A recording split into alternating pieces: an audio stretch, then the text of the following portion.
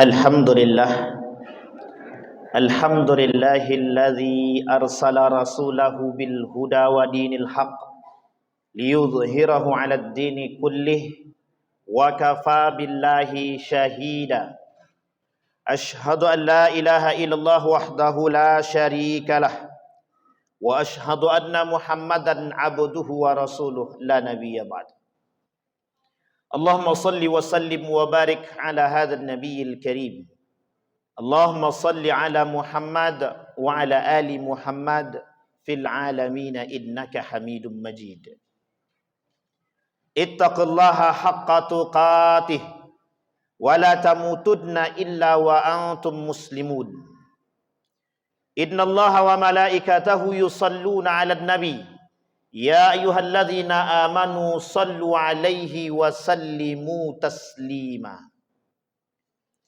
Wa qala Allah Ta'ala, ya ayyuhan nasu taqu rabbakumul ladzi khalaqakum min nafsin wahidah wa khalaqa minha zawjaha wa batha minhuma rijalan katsiran wa nisaa'a wattaqullaha alladzi tasaaluna bihi wal arham innallaha kana 'alaikum raqiba.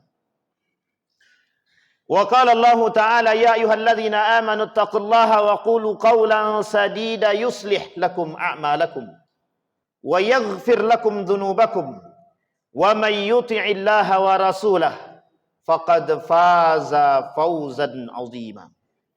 Wa qala Allah Ta'ala, ya ayyuhalladzina amanu hal adullukum ala tijaratin tunjikum min adzabin alim tu'minuna billahi wa rasulihi wa tujahiduna fi sabilillahi bi amwalikum wa anfusikum dzalikum khairul lakum in kuntum ta'lamun.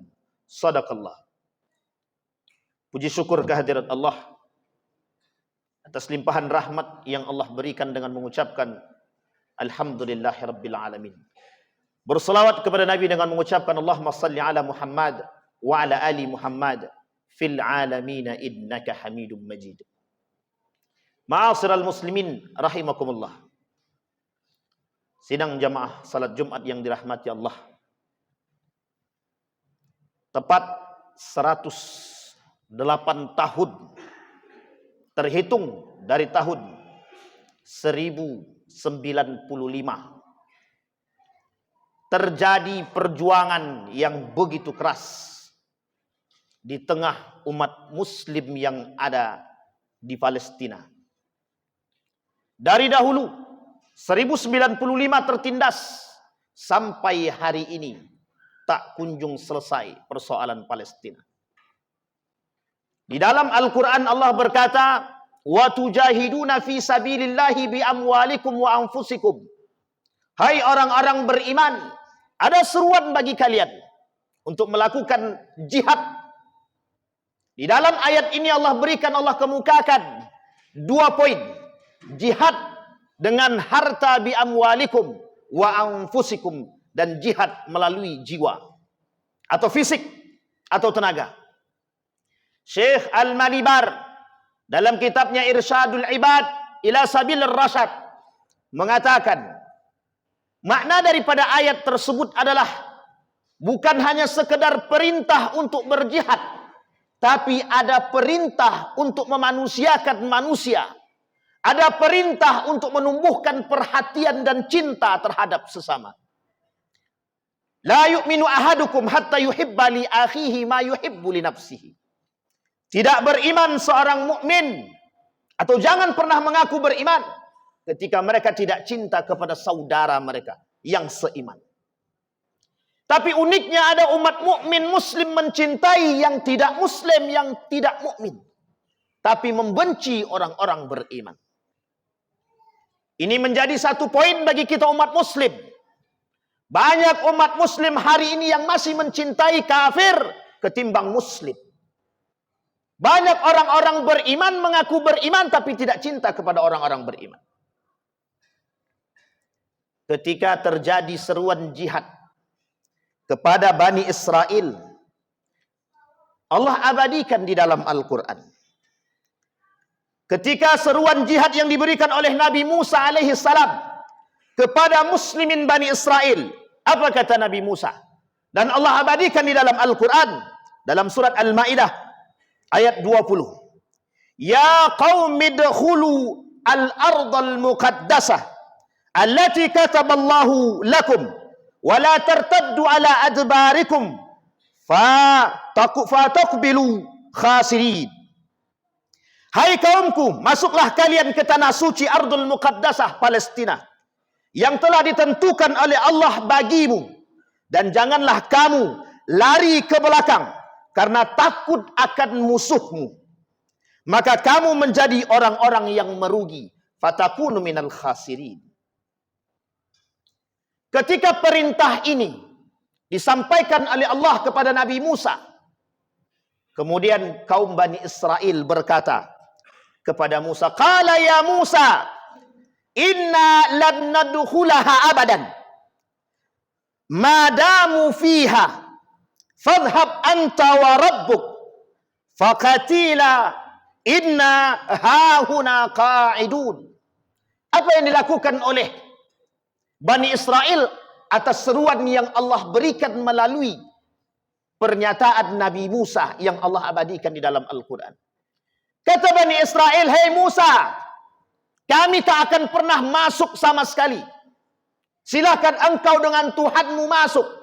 Kami akan menunggu di luar.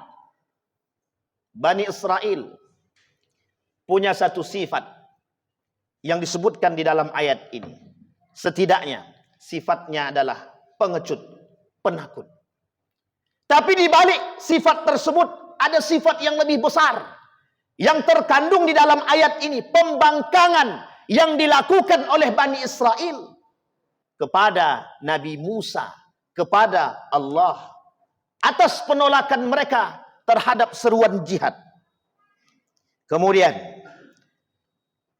akibat pembangkangan Bani Israel atas seruan jihad tersebut, qala fa innaha muharramatun alaihim arba'ina sanah yatihuna fil ardi fala ta'sa 'alal qaumil fasiqin.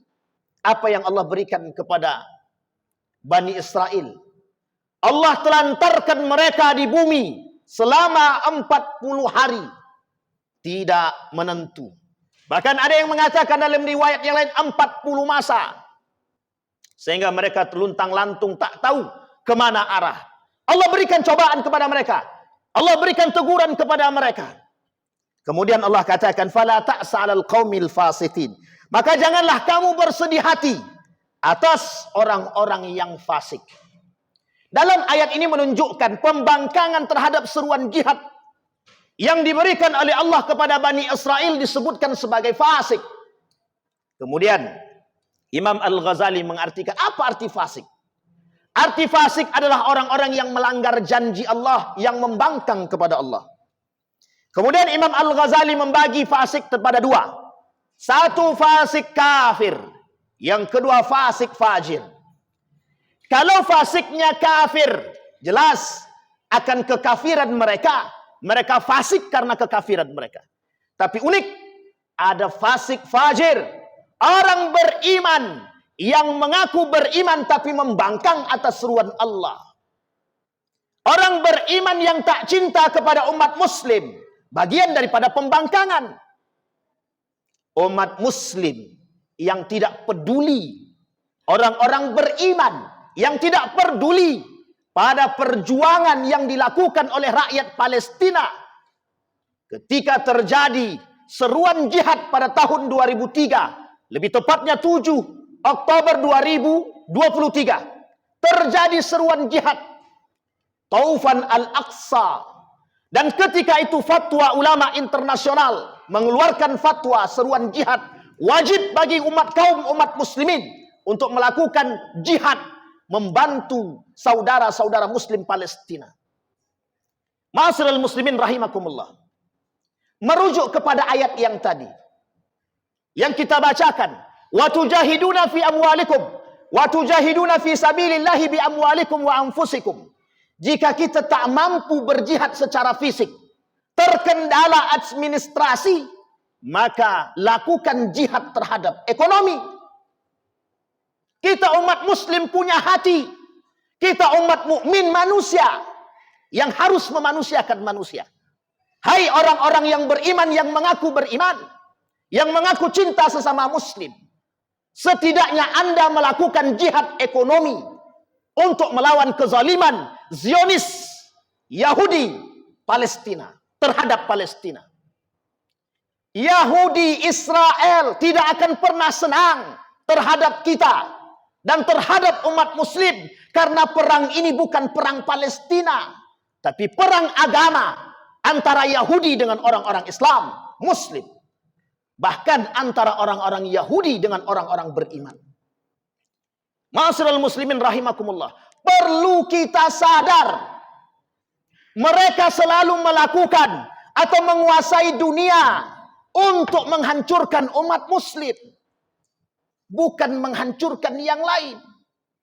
Karena memang mereka menganggap kita ini musuh bagi mereka, bagi Israel, bagi Yahudi. Maka sampai kapanpun, walan tarda ankal yahud walad nasara hatta tattabi'a millatahum. Penting untuk kita pahami. Tapi uniknya, seolah kesadaran orang-orang beriman hari ini runtuh. Tak sadar kalau kita sedang diperangi oleh Yahudi. Apa contoh daripada jihad ekonomi yang bisa kita lakukan? Boikot semua produk-produk Israel. Boikot ribuan produk-produk Israel. Kita masih pakai, kita masih simpan di rumah. Berarti kita sedang memberikan jalan bagi mereka untuk terus mengembangkan ekonomi mereka. Theodor Herzl, seorang pemimpin Yahudi, mengatakan kepada Sultan Abdul Hamid, kami menguasai dunia melalui harta kami. Kami bisa berikan kepada Turki Utsmani. Kami bisa bebaskan hutang-hutang Turki Utsmani. Asalkan Turki Utsmani mau memberikan setapak tanah kepada penduduk Israel. Disampaikan oleh Sultan Abdul Hamid. Tidak akan aku berikan meskipun sejengkal. Karena apa? Sekalipun itu taruhan nyawa. Apa yang dilakukan oleh Theodor Herzl? Tidak pernah mundur. Kekuasaan dunia, penguasaan atas ekonomi menjadi poin utama bagi mereka untuk menguasai dunia. Sampai hari ini mereka memegang kekuasaan dunia. Yang sampai hari ini umat muslim masih banyak bekerja sama dengan Yahudi dan Israel. Bahkan mereka tak sadar akan kehancuran yang telah dialami oleh rakyat-rakyat Palestina. Ma'asyiral muslimin rahimakumullah. Maka mulai dari hari ini, jika kita tak mampu berjihad dengan jiwa kita, dengan raga kita, tak mampu kita beranjak ke Palestina setidaknya, jangan pernah membeli produk-produk Israel. Mulai hari ini, tanamkan kepada generasi kita. Sampai kapanpun Israel tidak akan pernah senang dengan umat muslim. Sampai kita mengikuti agama mereka. Bahkan tujuan mereka adalah penaklukan Baitul Maqdis. Yang kelak akan mereka serukan agama nenek moyang mereka.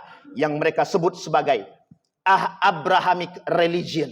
Agama nenek moyang Ibrahim. Bukan agama Ibrahim yang dahulu. Tapi agama yang mereka anggap sebagai peninggalan Ibrahim yang sudah mereka rubah melalui tangan mereka sendiri. Dan ini adalah cita-cita. Mereka sedikit mampu menguasai umat muslim, bahkan dunia. Sekarang kembalikan kepada umat mukmin. Hei orang-orang beriman, sadarkah kita akan kelemahan kita? Maka kita perlu mempelajari kelemahan daripada orang-orang Israel dan Yahudi. Agar kita juga mampu melawan mereka. Mereka melakukan hal serupa. Mereka cari tahu kelemahan umat muslim. Ternyata kelemahan umat muslim terletak kepada cinta terhadap dunia. Ma'asyiral muslimin rahimakumullah. Itu yang disampaikan oleh baginda Nabi Muhammad SAW. Kata Nabi, umat muslim kelak di akhir zaman banyak tapi lemah. Mereka terjangkit satu penyakit yang disebut dengan penyakit wahan. Hubbud dunya wa karahiyatil maut.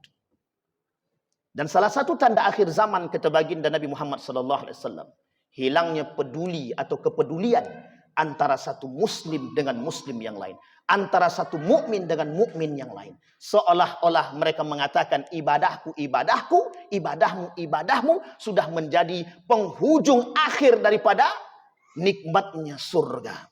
Ingat, hablum minallah tidak akan pernah sempurna kalau kita tidak bisa mengatakan hablum minan nas. Kalau kita tidak bisa melakukan hablum minan nas. Seorang ulama bernama Syekh Atiyah Sakar, ulama Mesir, ulama terkenal di Mesir.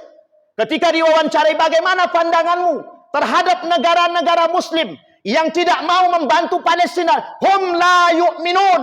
Mereka tidak beriman. Dikatakan oleh Syekh Atiyah Sakar, bukan. Apa kata Syekh Atiyah Sakar? Orang yang tidak mau mengulurkan tangan dan bantuannya terhadap ketersiksaan rakyat Palestina, tidak mau membantu sesama muslim dan mukmin yang ada di sana. Hum la yu'minun. Mereka bukan orang beriman. Tapi kalau kita rujuk kepada ayat tadi, dikatakan mereka adalah para pembangkang-pembangkang yang Allah sebut sebagai fasik. Ma'asyiral muslimin rahimakumullah. Maka mari bersama jika umat muslim selalu berjamaah kuat, bersama kita melawan kekejaman Zionis Yahudi. Setidaknya ketika kita tak mampu berjihad melalui fisik, kita mampu berjihad ekonomi. Ini yang disampaikan oleh salah seorang ulama. Saatnya umat muslim bangun dari tidur melawan jihad, melakukan jihad ekonomi terhadap kegusaran yang dilakukan oleh Zionis. Baik itu Zionis Amerika, mau itu pun Yahudi ataupun Israel. Fa'tabiru ya ulil absar la'allakum tuflihun. Alhamdulillahilladzi hadana li hadza wa ma kunna linahtadiya laula an hadanallah. Asyhadu an la ilaha illallah wahdahu la syarika lah wa asyhadu anna Muhammadan abduhu wa rasuluh la nabiyya ba'd. Allahumma salli wa sallim wa barik ala hadzal nabiyil karim. Allahumma salli ala Muhammad wa ala ali Muhammad fil alamin innaka Hamidum Majid. Ittaqillaha haqqa tuqatih wa la tamutunna illa wa antum muslimun. Innallaha wa malaikatahu yusalluna 'alan nabi. Ya ayyuhalladzina amanu sallu 'alaihi wa sallimu taslima. Allahumma ighfir lil muslimina wal muslimat wal mu'minina wal mu'minat bi rahmatika ya dzal jalali wal ikram. Allahumma a'idna ala dzikrika wa syukrika wa husni ibadatik. Allahumma ansur ikhwanana al mujahidin fi Palestin wa fi Gaza wa fi kulli makan. Allahumma dammiril yahud. Allahumma dammiril yahud. Allahumma dammiril yahud. Allahumma ahlikil kafarata wal mubtadi'at wal musyrikin a'da'aka a'da'ad din. Allahumma khtimna bis salihin. Allahumma khtimna bis salihin. Allahumma ij'alil Qur'ana al-'azima rabi'a qulubina wa nura sudurina wa jilaa'a ahzanina wa dhihaba humumina wa ghumumina. Allahumma ij'alil Qur'ana hujjatan lana wa la hujjatan alaina. Rabbana atina fid dunya hasanah